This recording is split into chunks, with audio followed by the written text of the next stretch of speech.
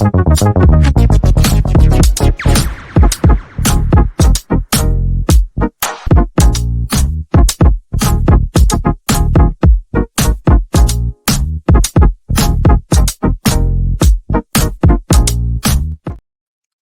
you've had time to compute what's happened over the past couple of days. Very good that we've walked away with 3 points. Very good that we've got 8 points on the table. Very good that we're 3 points from fifth place. It's not so bad.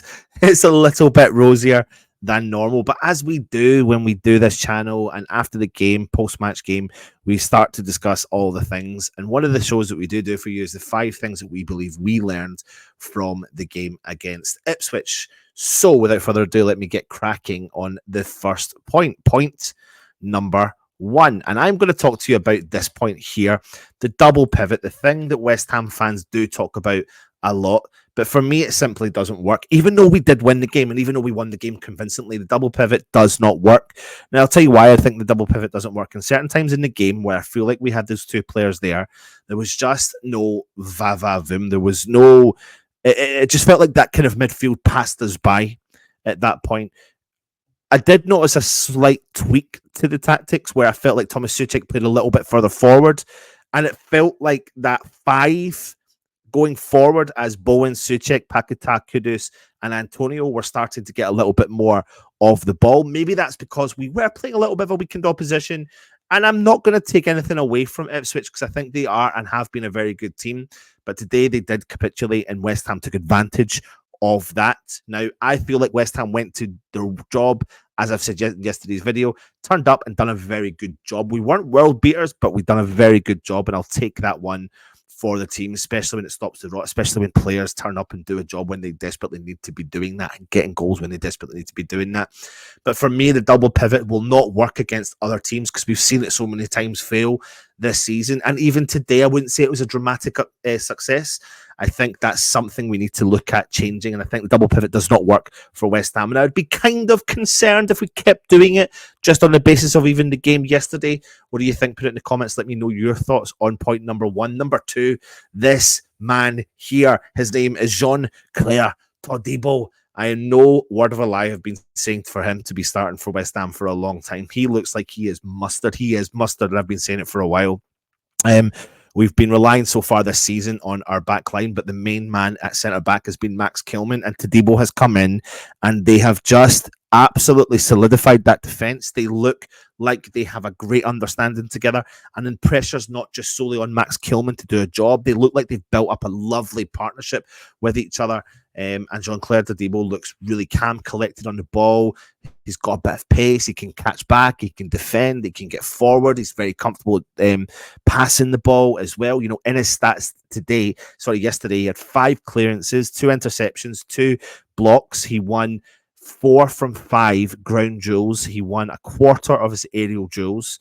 He only lost possession 5 times, had 72 touches. His accurate passes for the full game were at 95%. He was accurate with 50% of his long balls, and he was successful in 100% of his tackles. Another fantastic game and an absolute no-brainer that he plays, because suddenly you play him. We don't have the concern at full back because we've got Wan-Bissaka playing there. We don't have Max Kilman having to come across and cover where need to be, and vice versa. Just have a very nice, natural understanding of what is going on. Do you agree with me? Is Todibo mustard? Yes or no? Number 3, and it's experiment over for Jared Bowen. Playing him up front just simply does not work. And by doing what they did today, by playing him out wide, giving him that more of that freedom, we saw what Jared Bowen is capable of. That's why the experiment is over, playing him up top. In 90 minutes, he scored 1 goal. He had 1 assist. He had 37 touches, 96% pass succession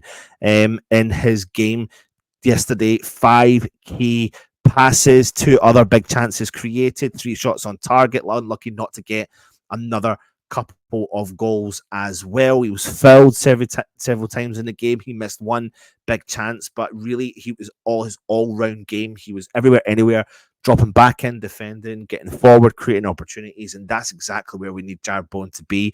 And that, my friends, is probably why He has not been chosen for the England squad because he's been playing out of position. But suddenly, when he finds his fresh approach in at the position he is, then we are sorted. He is sorted, and he gets a goal and an assist for this game against Ipswich. What do you think? In my opinion, that experiment is over. Point number 4. Do you know what? Fair play to Mo Kudus today, because you've just got to simply give him the ball. And West Ham gave him the ball today. A lot more than what they've been doing. You know what? I'm quite surprised. He had 55 touches in the game, but he had a 93% pass completion rate. But he was really relentless, and you could see as the game was building, his confidence was coming back. He was trying those little, 1-2s with Paquetá, flicks here, there, and everywhere. But that's the sort of game that Mo Kudus needs. He still wasn't even at his highest level, but he still played really well.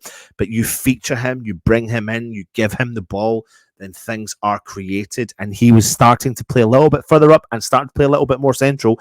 And when he was receiving that ball out from wide areas, especially out on the right, he gets them in dangerous areas and he goes on the attack, and he can be dangerous.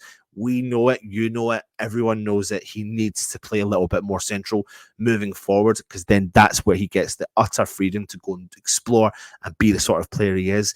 And you don't make that level by being crap overnight. So that is another experiment. I think we just need to start feeding him the ball. Feed me more, for any of you wrestling fans out there. Now, the last point I want to talk to you about: a pacey striker will kill off the Oppo. Listen, I ain't taking away anything from Mickey Antonio. I actually thought Mickey Antonio had a very good game today, a deserved goal as well. We played 70 minutes. He had 2 shots on target, 1 off target, and 1 shot blocked. Hit the woodwork once as well with that massive header that Kudus had to jump up to the craziest heights to tap into the back of the net. He had 24 touches. He had 2 big chances missed. He had 70% pass completion rate, 2 key passes.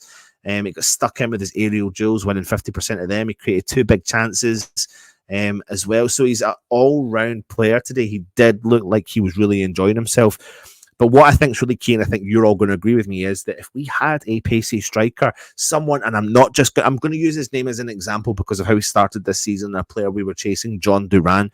But if we had a John Duran type player, I definitely think it could kill off opposition, because if we sorted out our defence, in theory, once and for all, we've got time to build upon that.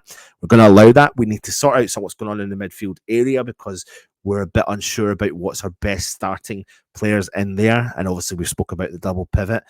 We've got fantastic attacking players, but I think if you had that pace, and if West Ham put that as a priority moving into either the January transfer window or the summer window, hopefully they've done their due diligence. Hopefully they're looking at someone who can come in and hit the ground running. Then we can utilize Antonio, because Antonio, again, is proving why he becomes important for the squad, not as a starter, but as a squad player.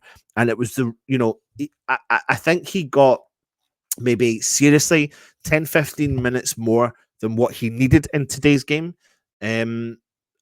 However, what are the other options apart from Danny Ings? And that's just really going to be like for like. And we need something a bit different.